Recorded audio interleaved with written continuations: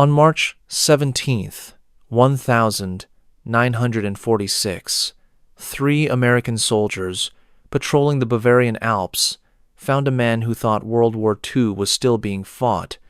A German deserter named Klaus Richter had survived 689 days alone in the mountains, eating bark and melting snow to stay alive.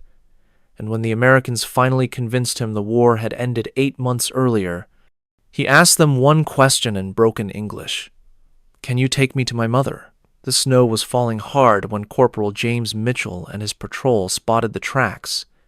It was 14:30, and the light was already fading behind the peaks.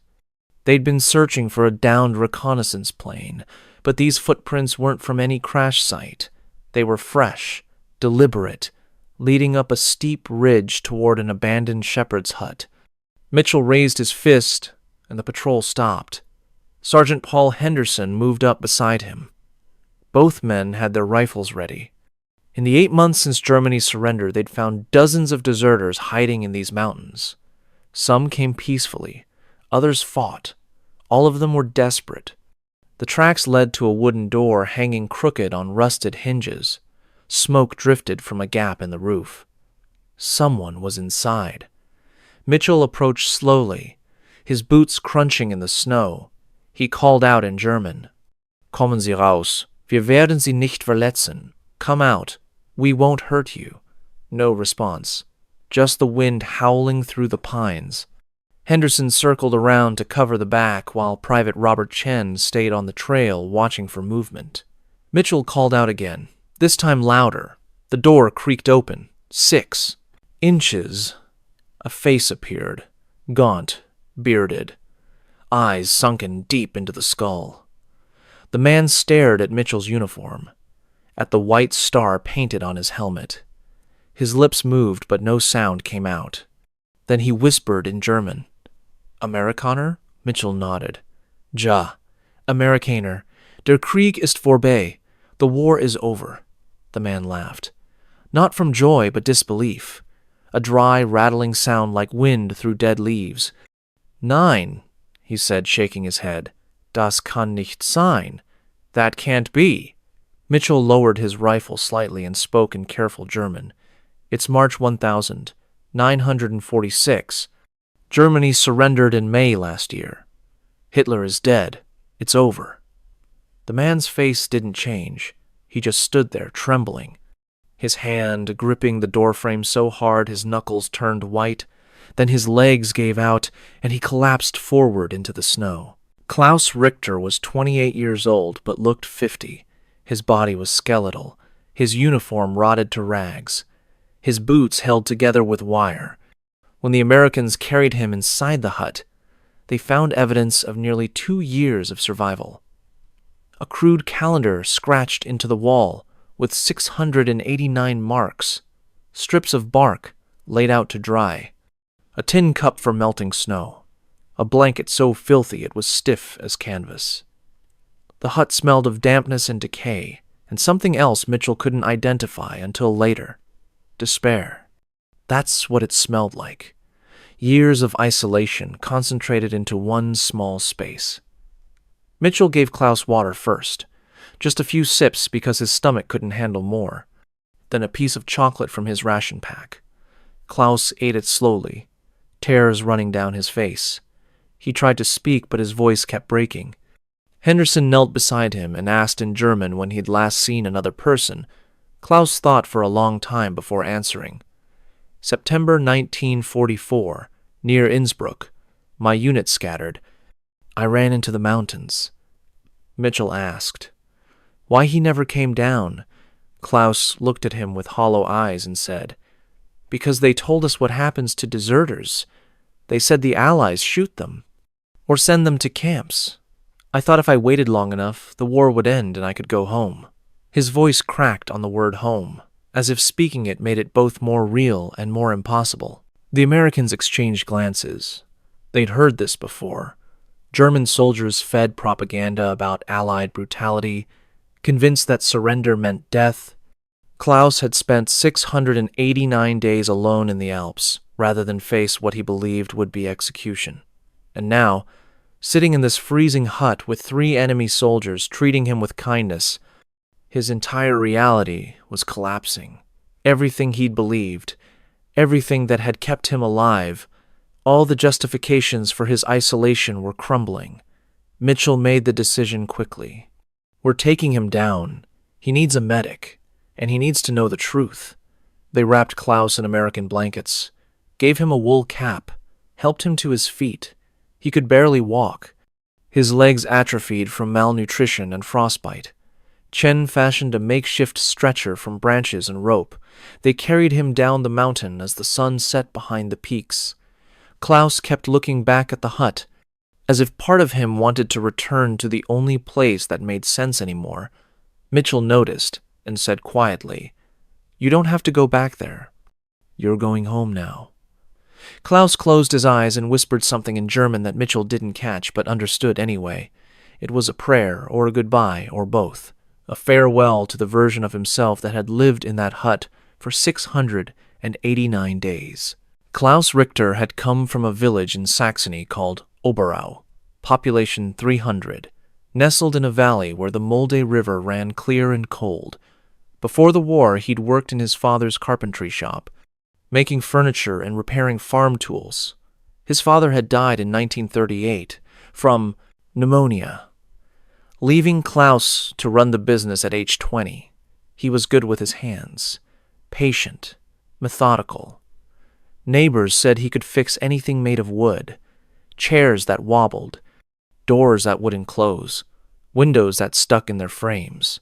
Klaus would show up with his tool bag and make it right. He charged fair prices and never rushed a job. Quality mattered more than speed. His mother Anna was proud of him. She'd tell customers, "My Klaus has his father's gift. Wood speaks to him." Klaus would blush and change the subject. He wasn't comfortable with praise. He just liked working with his hands, liked the smell of sawdust, liked the satisfaction of taking raw lumber and turning it into something useful, something that would last generations. He'd imagined spending his whole life in that shop, eventually teaching his own son the trade his father had taught him, building a legacy one piece of furniture at a time. He enlisted in 1941, not from ideology but because everyone else was enlisting. The Reich needed soldiers, and Klaus felt the pressure every young man felt: stay behind and face shame, or go and face death. He chose what seemed like duty at the time. His mother Anna begged him not to go. She'd already lost her husband to illness. Losing her son to war seemed unbearable.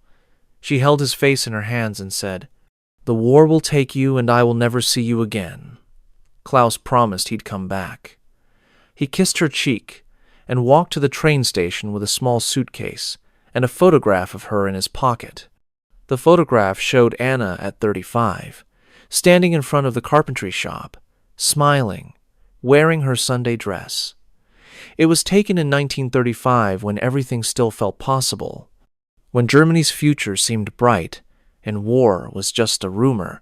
Klaus carried that photograph through training, through deployment to Italy, through 2 years of combat. It was creased and faded, but he kept it in his breast pocket, close to his heart, a reminder of what home looked like, of what he was fighting to get back to.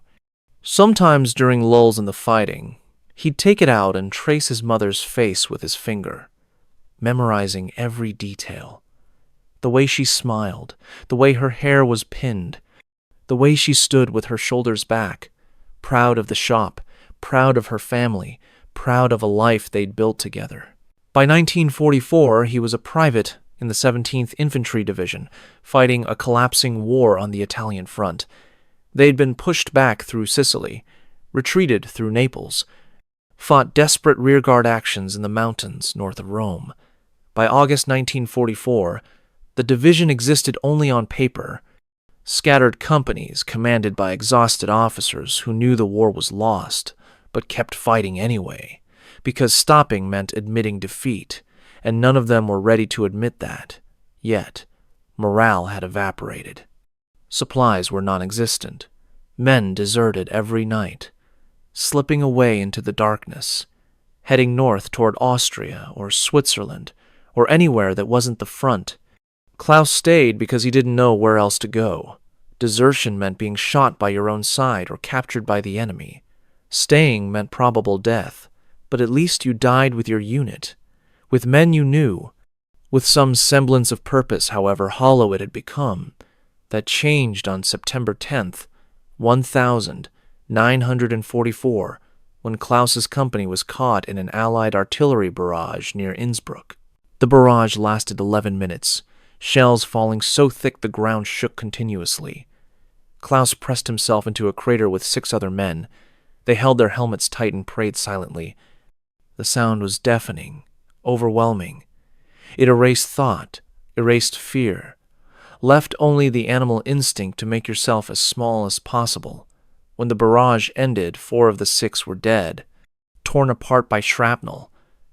Klaus and a corporal named Werner Vogel crawled out, covered in dirt and blood that wasn't theirs. The company had ceased to exist. 30 men reduced to scattered survivors wandering through smoke looking for their units, looking for someone to tell them what to do. Klaus found his lieutenant, a young officer from Bavaria named Ernst Wagner. Wagner had been wounded, shrapnel in his leg, bone visible through the torn flesh. He was leaning against a tree trying to stop the bleeding with strips torn from his uniform. When he saw Klaus, he said, "Gather anyone you can find. We're retreating north through the Alps." His voice was steady, but his hands were shaking. Klaus found 9 men, most of them wounded, all of them exhausted. They started walking north that night. No vehicles, no supplies, no plan beyond putting distance between themselves and the Allied advance. Just rifles and whatever ammunition they could carry. Wagner led them as best he could, limping on his wounded leg, using a stick for support, leaving a trail of blood in the snow. But by the second day, infection had set in. His leg was swollen and hot, streaked with red lines. That meant blood poisoning. He was feverish, delirious, calling out names of men who were already dead. On September 12th, Wagner called Klaus over and told him, "If you scatter, they'll hunt you down. If you surrender, they'll send you to labor camps. If you want to live, stay together." "That's an order," Klaus said. "Yes, sir." But they both knew the order was meaningless. Wagner was dying, and his authority died with him. Then Wagner closed his eyes and never opened them again. He died that afternoon sitting against a tree. 9 soldiers stood around his body, unsure what to do. Finally, they buried him in a shallow grave marked with his helmet. Then they continued north without an officer, without orders, without hope. Just 9 men walking through the mountains waiting for death to catch up with them. That night, Klaus made his decision. He'd seen what happened to soldiers who stayed together. They got cornered, they got captured, they got killed. The war was lost. Everyone knew it. Continuing to fight made no sense. He wanted to survive, wanted to see his mother again, wanted to work in the carpentry shop and live a quiet life, wanted to pretend the war had never happened. So while the others slept, Klaus took his rifle, his blanket, a half-empty canteen, and what little food he had, and walked into the darkness. He didn't wake anyone, didn't say goodbye, just left. The last thing he heard from his unit was someone coughing and another man crying softly. Then the forest swallowed him, and he was alone for the first time since 1941. Alone with his fear and his guilt and the photograph of his mother in his breast pocket. Alone, in a way he'd never been alone before, a solitude so complete it felt like death. The first week was the hardest. He climbed higher into the Alps, following game trails and frozen streams. Every sound made him flinch. Every shadow looked like a patrol. German military police were executing deserters on sight, hanging them from trees with signs around their necks. "I am a coward." Allied forces were capturing anyone in uniform. Klaus was trapped between 2 armies and neither would show mercy. He found an abandoned hunting cabin on the 3rd day. Inside were a few rusted tools, a broken mirror, some moldy rope, evidence that someone had lived there once, maybe a hunter or a shepherd. Now it was just empty, cold, waiting. He used the tools to set traps for small game, and the mirror to check if anyone was following him. The mirror also served another purpose. It reminded him that he still existed, that he was still human, not just a hunted animal.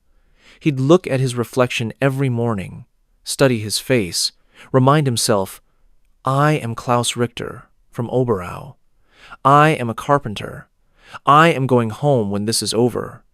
The ritual kept him sane, those first weeks when panic threatened to overwhelm him, when every instinct screamed to run, but there was nowhere to run to. Hunger came fast. The half loaf of bread he'd taken lasted 2 days. Then there was nothing. He ate berries that made him sick, vomiting until his stomach was empty and aching. He caught a rabbit in one of his traps on day 6. Killed it with a rock, the small skull crunching under the impact. Skinned it with a dull knife, his hands shaking. Ate it half-cooked over a tiny fire. The meat was tough and gamey, but it was protein. The rabbit kept him alive for 3 days. After that, he learned to boil tree bark. The inner bark of pine trees was fibrous and bitter, but it filled his stomach, gave him something to chew, created the illusion of eating even when there was no nutrition. He learned which plants were edible and which would kill him, learned to catch fish with his hands in shallow streams, moving slowly, patiently, grabbing them when they swam between his fingers. Learned to move silently through the forest so animals wouldn't hear him coming. Survival became an education delivered in the hardest possible way. Every mistake meant suffering. Every success meant another day alive. There were no books, no teachers, just trial and error and the constant companion of hunger. The cold was worse than the hunger. October brought the first real snow. Klaus had no winter gear, just his tattered uniform and the thin blanket. At night, the temperature dropped below freezing. His breath formed ice in his beard. His fingers went numb. His toes lost feeling. He knew frostbite when he saw it. Black skin that wouldn't heal, tissue dying and falling off. He was losing parts of himself to the mountain, literally and figuratively. He built small fires using pine needles and dried grass, kept them burning just long enough to thaw his hands, then extinguished them before the smoke could be seen. Smoke meant patrols. Patrols meant death. He learned to sleep in short intervals, never more than 2 hours, always listening for sounds that didn't belong. Footsteps, voices, the click of rifle bolts. His ears became tuned to the forest. He could identify birds by their calls, knew which animals moved at night, could tell the difference between wind and something moving through the undergrowth. The mountain was teaching him its language, and Klaus was a dedicated student because his life depended on it. By October, the snow had started in earnest. Klaus moved to lower elevations where the tree cover was thicker, where the wind wasn't as brutal. He found a shepherd's hut wedged between 2 ridges. The roof leaked, but the walls blocked the wind. It was better than the hunting cabin, more hidden, easier to defend if someone found him. He sealed the gaps between the logs with mud and moss, lined the floor with pine branches for insulation, hung his blanket across the doorway to keep out drafts.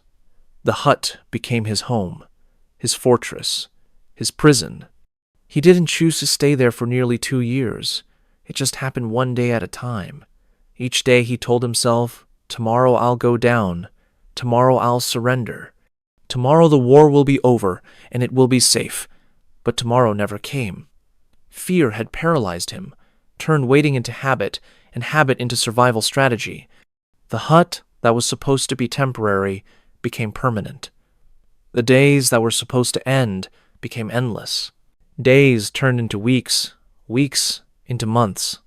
He stopped thinking about the war and focused only on staying alive. Find water, find food, stay warm, don't be seen. Those were the only rules that mattered, the only goals that made sense. Sometimes he heard distant explosions and thought the fighting was getting closer. In reality, it was avalanches or thunder echoing through the valleys. The war had moved on without him. Entire armies had surrendered. Cities had fallen. Nations had collapsed.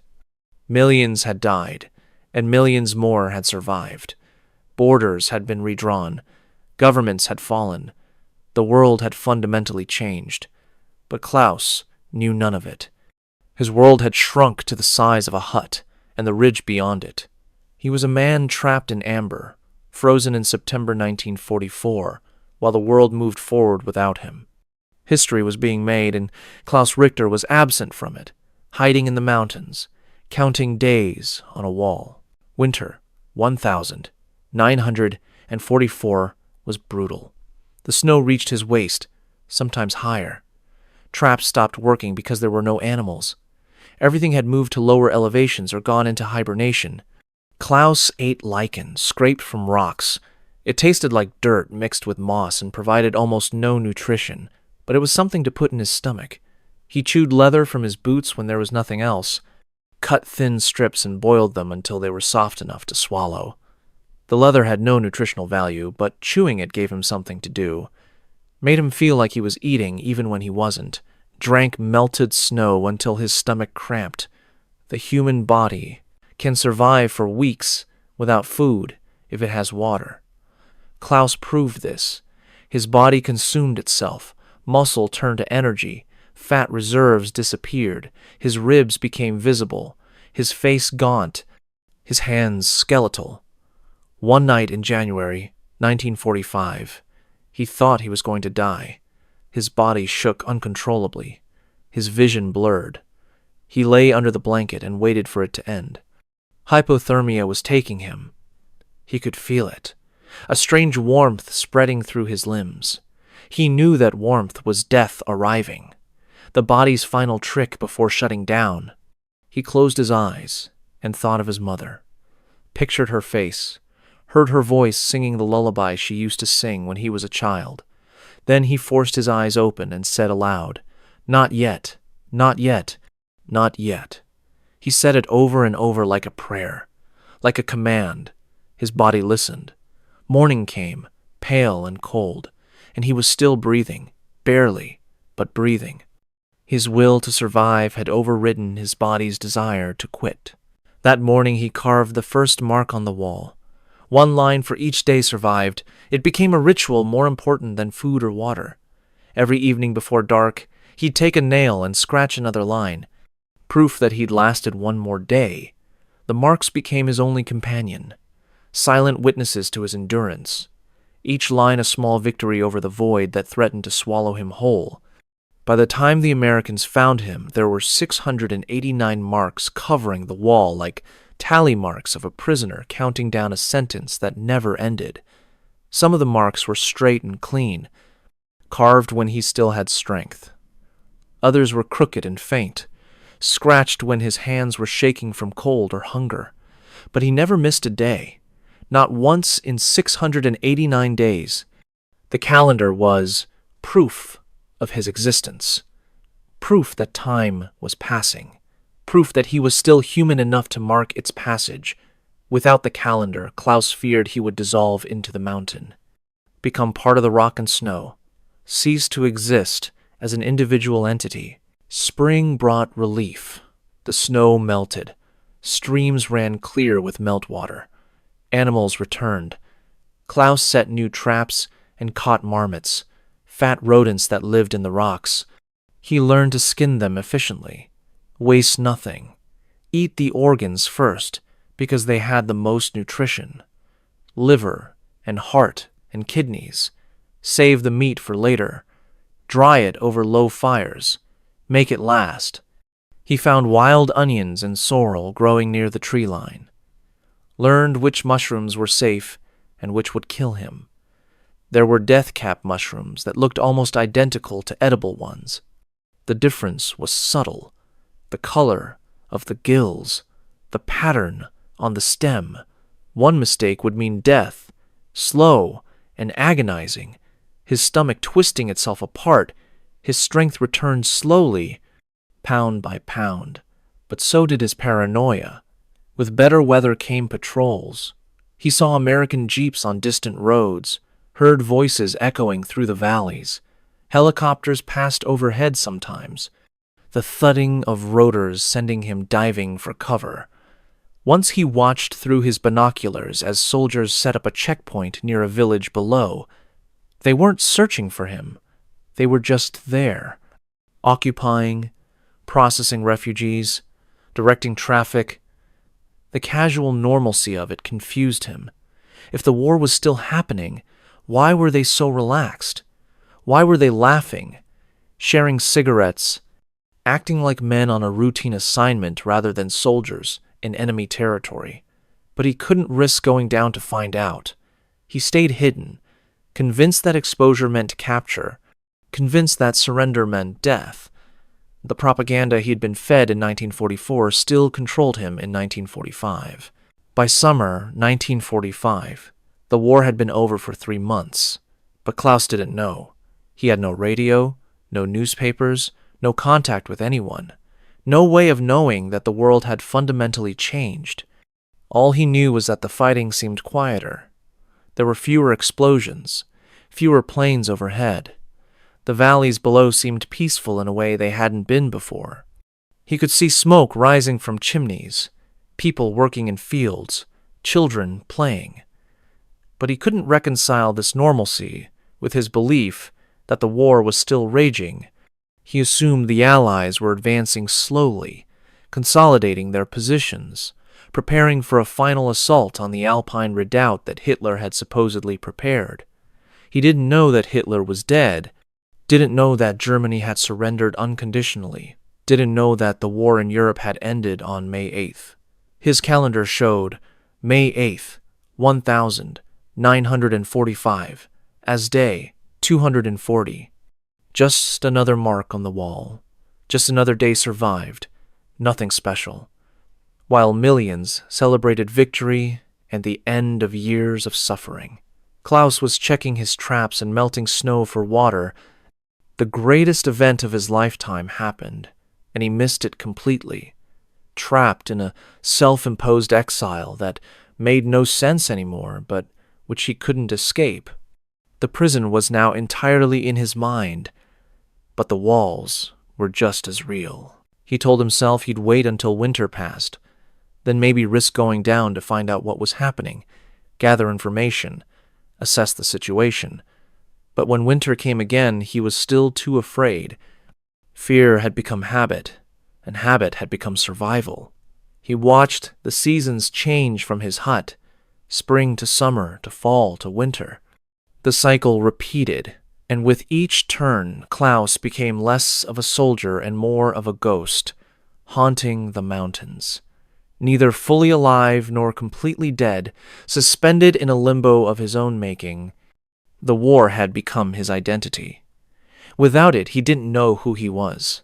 A deserter, a coward, a survivor. All three. None of them. He'd spent so long hiding that he'd forgotten what he was hiding from. The external threat had ended, but the internal threat remained. Fear feeding on itself, growing stronger in the absence of real danger. The isolation did strange things to his mind. He started talking to himself in full conversations, debating whether to go down or stay, arguing both sides with equal conviction. "You should go down," he'd say aloud, his voice echoing in the empty hut. "The war must be over by now. It's been a year. Nobody fights for a year in the mountains. The Allies have won. Hitler is probably dead. Germany has probably surrendered. You're hiding from nothing." Then he'd argue back in a different tone of voice. "But what if it's not over? What if they're waiting? What if the first person you meet shoots you? What if they've been looking for deserters? What if there are lists? What if your name is on the lists? What if they hang you, as an example?" The conversations helped him process thoughts, but they also confirmed how alone he was. Sane people don't argue with themselves. At least, not out loud. Sometimes he'd stand at the edge of the ridge and shout into the valley just to hear his own voice echo back. Proof that he still existed. That sound still carried. That the world was still there even if he wasn't part of it anymore. The echoes were his only companions, distorted versions of his own voice returning to him from the mountains. He created routines to maintain sanity. Wake at dawn when the light first touches the peaks. Check traps, gather wood, melt snow, eat if there was food. If not, ignore the hunger. Scratch a mark on the wall. Sleep. Repeat. The routine was everything. Without it, the days would blur into meaningless time, and Klaus feared losing his grip on reality more than H. He feared starvation. Structure gave him purpose, even if that purpose was just surviving another day. He recited his mother's bread recipe aloud, measuring imaginary ingredients with his hands, describing each step in detail. 2 cups flour, 1 cup water, pinch of salt, pinch of sugar, 1 packet yeast, mix until combined, knead for 10 minutes, let rise for 1 hour, punch down, shape into loaf, let rise again, bake at high heat until golden. He'd say it over and over, a meditation, a prayer, a connection to a life that seemed impossibly distant. He described the layout of the carpentry shop, named every tool his father had taught him to use, the planes, the saws, the chisels, each with its specific purpose and proper technique. The smoothing plane is for finishing, long strokes with the grain. The jack plane is for rough work. The chisel is for joints and details. Always cut away from yourself. Always keep the blade sharp. Dull tools are dangerous tools. He walked through the streets of Oberau in his mind, naming each house, each family, the baker, the butcher, the teacher, the blacksmith, the widow who lived alone with her cats, anything to keep his mind from dissolving into the silence. Memory became his only connection to humanity, the only proof that he'd once been part of a community, part of a world that extended beyond this hut. He kept a journal on scraps of paper he found in the cabin, old newspapers left by the shepherd who'd once used this place, pages torn from a book, margins of a calendar from 1938. The entries were brief, factual, stripped of emotion. Day 157, caught a hare, good meal, snow heavy, wind from the north. Day 243, heard voices in valley, stayed hidden, afraid. Day 389, found old boot near the stream, used laces for trap, sole as leather, will eat, if necessary. The journal wasn't for anyone else to read. It was proof to himself that time was passing, that he was moving forward even if he remained in the same place. Years later, when the Americans found the journal among his possessions, they were struck by its detachment, as if Klaus had been documenting someone else's survival rather than his own. The writing became smaller and more cramped as the paper ran out. The final entries were squeezed into margins and written upside down in the spaces between earlier entries. Day 672, very cold, no food for 3 days, thinking of giving up.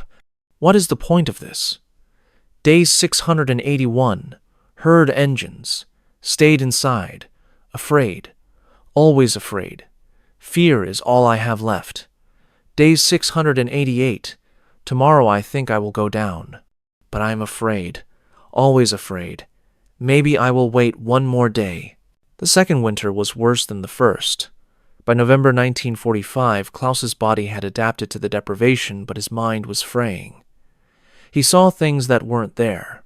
Shadows moving in the trees when there was no wind. Faces in the clouds that watched him with accusing eyes. Sometimes he'd wake in the night convinced someone was in the hut with him, calling his name, reaching for him with cold hands. He'd light the candle with trembling hands and find nothing but darkness and cold and the sound of his own ragged breathing. The hallucinations frightened. Hi, I'm more than the cold or hunger, because they meant he was losing the one thing that had kept him alive, his reason. His mind was breaking under the weight of isolation, fragmenting into pieces that didn't quite fit together anymore. He fought against the visions by reciting memories from before the war. His mother's bread recipe, he'd say aloud. 2 cups flour, 1 cup water, pinch of salt, pinch of sugar, 1 packet yeast, knead for 10 minutes, let rise for 1 hour, bake at high heat. He'd repeat it over and over until the visions faded, the layout of the carpentry shop. He'd describe it in detail. The work table is on the left as you enter, made of oak, scarred from years of use. The tool wall is straight ahead. Hand saws on top arranged by size, chisels and planes in the middle, hammers and mallets on the bottom. The lumber rack is on the right, organized by wood type, oak for strength, pine for economy, maple for beauty, walnut for special pieces. Anything concrete, anything real, but the memories were fading, worn thin by repetition, like photographs left too long in the sun, details bleeding away. He could see his mother's face, but couldn't quite remember the exact shade of her eyes. Were they blue or gray or something in between? He could hear her voice, but couldn't recall what she sounded like when she laughed. The details were slipping away, and Klaus was terrified that if he lost the memories, he'd lose the last connection to his humanity, become something less than human, an animal surviving on instinct alone. December brought the heaviest snow he'd seen at Boo. Reed the hut to the roof. Klaus had to dig a tunnel to get outside. He used a broken shovel blade he'd found months earlier, scooped the snow away handful by handful, his hands going numb, his breath forming clouds of ice. It took 3 hours to create a passage big enough to crawl through. Once outside, he had to climb up the snowdrift to stand on top of it, 6 feet above where the ground had been. The world was transformed, unrecognizable, every landmark buried, every tree bent under the weight. For 3 days after that, he was completely sealed in. The snow had covered the entrance to his tunnel. No light except the candle, no sound except his own breathing, no sense of time or space. The hut became a tomb. He thought this was how it would end, buried alive in the mountains, forgotten by everyone, including himself, preserved in ice like the ancient hunters they sometimes found in glaciers. Future generations would find his body and wonder who he was and how he got there, and they'd never know he was just a frightened man who ran away from a war he couldn't win. But on the 4th day, the snow stopped, and he dug himself out again, emerging into a world transformed. Everything was white, pristine, silent. The sun reflecting off the snow was so bright it hurt his eyes. He had to squint, had to hold his hand up to shield his face.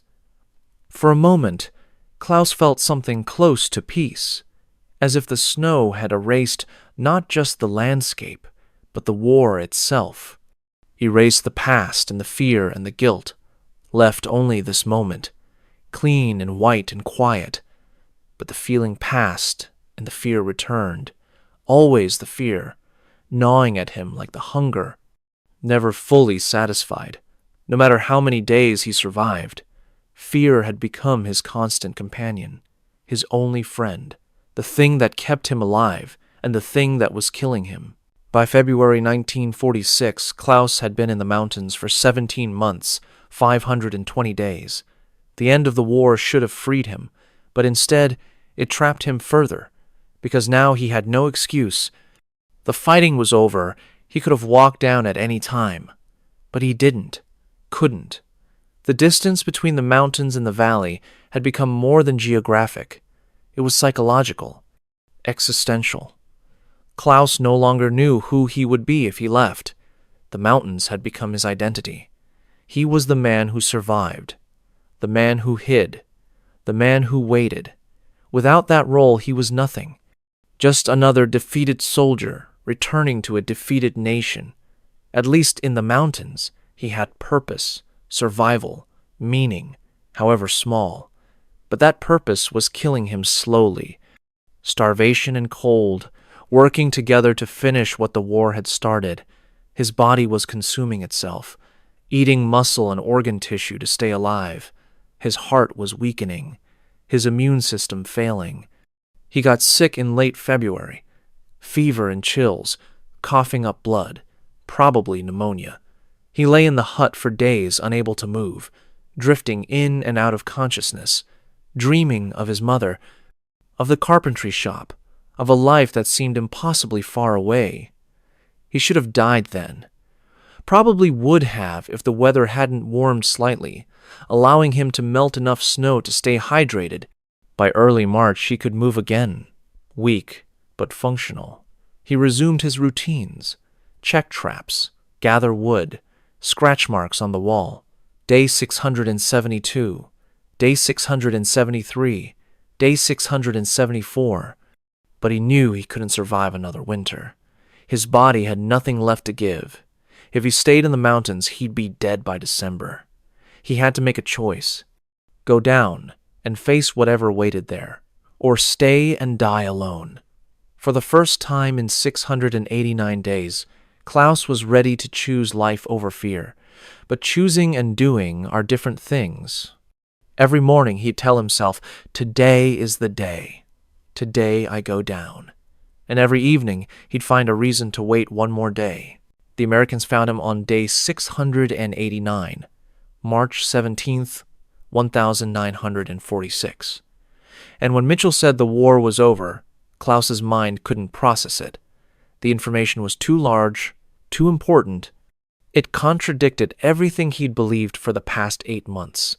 He'd hidden for nothing, suffered for nothing, lost nearly 2 years of his life for nothing. The realization was crushing, more painful than the hunger or the cold. All that suffering had been unnecessary. If he'd just walked down in June 1945, he would have been fine. The Allies weren't executing deserters, they were sending them home, helping them reunite with their families. And Klaus had spent 8 additional months in the mountains, 240 additional days of starvation and isolation and fear, all because he believed a lie. The Americans carried Klaus down the mountain. It took 4 hours to reach the road where their jeep was parked. They had to stop every 30 minutes to rest.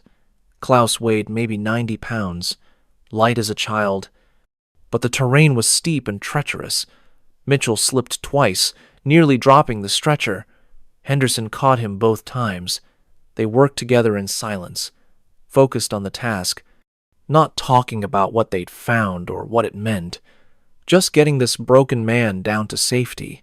Klaus drifted in and out of consciousness, muttering in German about his mother, about the carpentry shop, about needing to go home. During one lucid moment, he grabbed Mitchell's sleeve and said in broken English, "Why you help me? I am enemy." Mitchell looked down at him and said, "The war's over. You're not my enemy. You're just a man who wants to go home." Klaus closed his eyes and wept, tears cutting clean paths through the grime on his face. Mitchell radioed ahead to the base camp at Garmisch-Partenkirchen. They'd need a medic and someone who spoke fluent German, possibly a psychiatrist too. This man had been alone for nearly 2 years. There would be psychological damage. By the time they arrived, Klaus was awake, but silent, staring at the buildings, the lights, the cars, trucks, people walking around in regular clothes, not uniforms, children playing in the street, women hanging laundry, dogs barking. Normal life, peaceful life. None of it made sense to him. The world had continued without him, and he'd become a ghost. Henderson carried him into the infirmary, while Chen went to find the medical officer. Mitchell stayed with Klaus, sitting beside the cot, not speaking, just being present. After a few minutes, Klaus whispered, "Is war really finished?" Mitchell nodded. Yes. 8 months ago, Germany surrendered unconditionally on May 8th. Hitler killed himself in Berlin. It's all over. Klaus closed his eyes, and tears ran down his weathered cheeks. He hadn't cried in 689 days, but now he couldn't stop. Mitchell put his hand on Klaus's shoulder and said, "It's okay. You're safe now. You're going home. We're going to take you to your mother." The medic, Captain Thomas Brennan, examined Klaus in the infirmary. Severe malnutrition, frostbite scars on his hands and feet, possible permanent nerve damage, early stages of pneumonia, vitamin deficiencies that would take months to correct. But alive, remarkably alive, Brennan had seen concentration camp survivors in worse condition. The human body's capacity to endure was extraordinary when the will to survive remained strong. He asked Klaus through a translator how he'd managed to last so long. Klaus said quietly, "I didn't want to die before seeing her again." Brennan didn't need to ask who. Over the next 3 days, Klaus recovered slowly. The Americans fed him soup and bread, small portions because his stomach had shrunk. Too much food too fast would kill him. They gave him clean clothes. American issue because his German uniform had rotted beyond use. They let him sleep in a real bed for the first time in 689 days.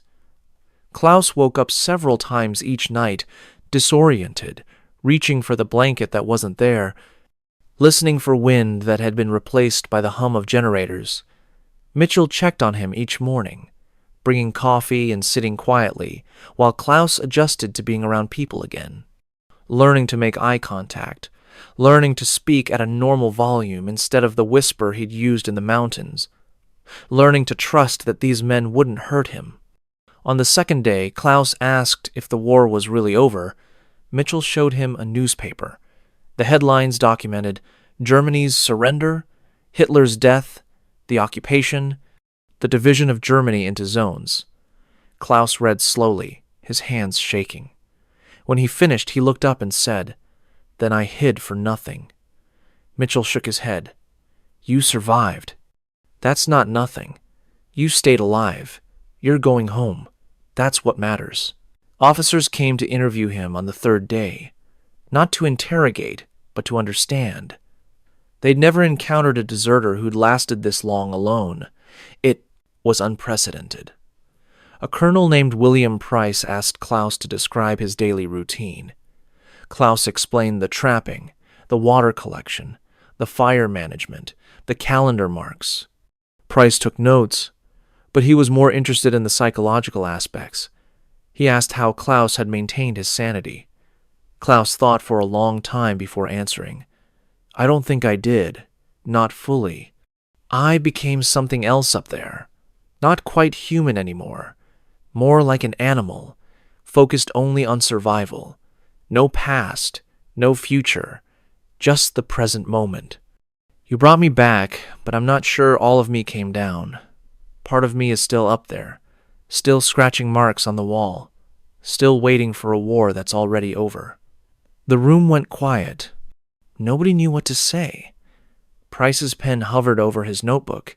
Finally, Price closed it and told Klaus, "We're going to send you home. You've been through enough, more than enough." On March 20th, 1946, the Americans made arrangements to send Klaus to Oberau. They couldn't just release him into the countryside. He had no papers, no money, no way to navigate the occupied zones. The journey required passing through American, British, and Soviet checkpoints, any one of which could detain him, so they decided to escort him. Mitchell volunteered immediately. Henderson and Chen joined without being asked. The bond formed in that mountain hut was stronger than duty.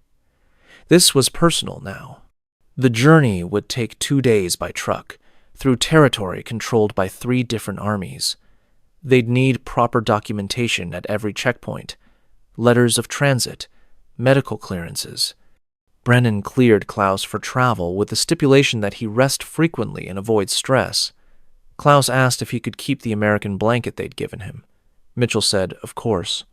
Klaus folded it carefully and held it against his chest like a child with a favorite toy.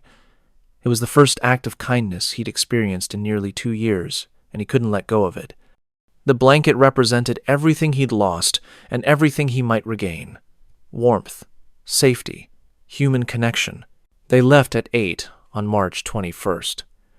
Klaus sat in the back of the jeep, wrapped in the blanket, watching the landscape pass. Ruined villages, burned fields, refugees walking along the roads with everything they owned in carts or on their backs. Old men, women, children, all displaced, all searching for home or what was left of it. Germany had been destroyed and rebuilt in his absence. The country he remembered from 1944 no longer existed. Cities were rubble, infrastructure was shattered, the population was traumatized. Defeated, trying to rebuild lives from nothing. Klaus didn't recognize it anymore. Henderson offered him a cigarette, but Klaus refused. He'd given up smoking in the mountains. There was no tobacco, and the cravings had eventually died. Chen tried to make conversation in broken German, asking about Oberau, about the carpentry shop. Klaus answered in short sentences, his voice still rough from disuse. The social muscles atrophied along with the physical ones. Mitchell drove in silence, occasionally glancing in the mirror to check on Klaus, who stared at everything with a mixture of wonder and confusion. At one point, they passed a group of German children playing in the ruins of a church, laughing and chasing each other through the rubble. Klaus watched them until they disappeared from view, then said quietly, "They don't remember what we did. They're too young. Maybe that's better. Maybe Germany needs to forget so it can start over." Nobody responded because there was no response that made sense. Forgetting seemed both necessary and wrong. The past needed to be acknowledged but also overcome. How do you balance those competing needs? The Americans didn't have an answer, and neither did Klaus. They stopped for lunch at a British checkpoint near Nuremberg. The British soldiers were friendly, offering tea and biscuits. One of them asked Klaus in German if he was being treated well. Klaus nodded and said, "Better than I deserve." The British soldier looked confused but didn't press the issue. Klaus's shame was palpable. He believed he was a coward who'd abandoned his duty. No amount of reassurance could change that. They ate quickly and continued east toward the Soviet zone. The crossing at the border was tense. Soviet officers examined their papers thoroughly, asking questions in Russian that Mitchell answered with help from a translator. They looked at Klaus with suspicion, whispering to each other. A deserter being escorted home by Americans was unusual, potentially suspicious. Finally, the senior officers stamped their documents and waved them through. As they drove away, Henderson muttered, "That could have gone badly." Mitchell agreed, but said nothing. They had 2 more checkpoints before Saxony, and each one carried the risk of detention, or worse. Klaus could still be arrested, could still be sent to a labor camp. The war might be over, but justice still operated. They spent the night at an American supply depot near Leipzig. Klaus slept in a bunk next to Mitchell, who woke twice to find Klaus sitting up, staring at the wall. Mitchell asked if he was okay. Klaus said, "I keep thinking I'm back in the hut, that this is a dream and I'll wake up cold and alone, that you'll disappear and I'll be back on the mountain. This is too good to be real. Kindness like this does." "Didn't exist in the world I've lived in," Mitchell told him. "You're not alone anymore. We're taking you home. This is real. I promise you this is real." Klaus lay back down but didn't sleep. In the morning his eyes were red, but he said nothing about it. They had breakfast, hot oatmeal and coffee. Klaus ate slowly, savoring each bite. Chen asked if the coffee was okay. Klaus said it was the best thing he'd ever tasted, even though it was standard army issue and probably terrible.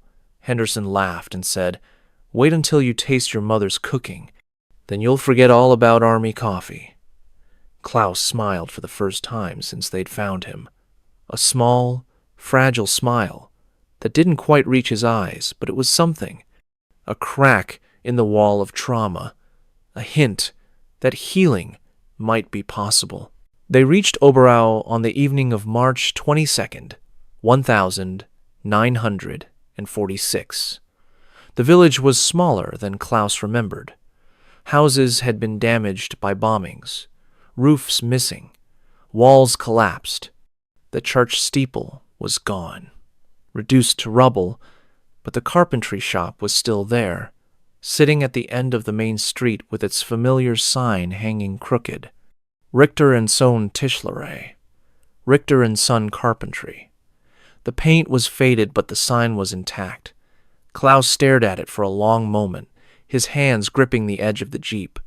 Mitchell parked outside and helped Klaus down. Klaus stood in the street looking at the shop. The windows were dark, the door closed. He took a step forward, then another, his legs shaking. Mitchell stayed behind with Henderson and Chen, giving Klaus space. This moment belonged to Klaus, alone. Klaus reached the door and knocked. 3 soft raps, his knuckles barely making contact. No answer. He knocked again, louder. Inside he heard footsteps, slow, cautious. Someone approaching carefully. The door opened and a woman appeared, gray-haired, thin, wearing an apron dusted with flour. She looked at Klaus without recognition, her face lined with years of worry and grief. The war had aged her. She was only 48 but looked 60. Then her eyes widened, and she brought her hand to her mouth. "Klaus?" she whispered, her voice breaking on his name. He nodded, unable to speak, unable to move, frozen in the doorway. She dropped the bowl she was holding, flour exploding across the floor in a white cloud, and threw her arms around him. She held him so tight he could barely breathe, sobbing into his shoulder, her whole body shaking. "They said you were dead. They sent me a letter in December. They said you were missing, presumed dead. I thought I'd never see you again. I thought the war had taken you like it took everyone else." Klaus found his voice, broken and rough. "I'm sorry it took so long. I'm sorry I made you wait. I'm sorry for everything." His mother pulled back, cupped his face in her hands, studied him like she was memorizing every detail, making sure he was real. Then she said, "You're home now. That's all that matters. You're home. War doesn't end when the shooting stops.